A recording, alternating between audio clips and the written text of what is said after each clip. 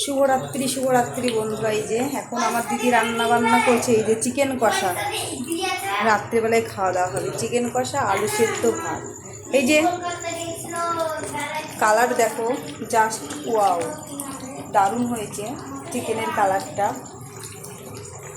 সেই স্বাদ হবে খেতে, তাই না বল দিদি? এই যে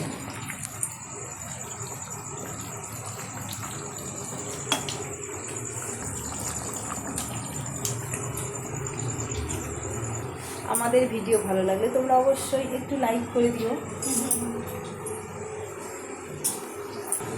ওই যে আমার মামুনি বসে আছে ওখানে।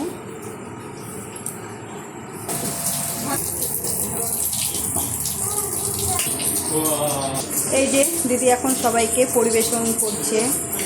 এই যে রান্নাও হয়ে গেছে।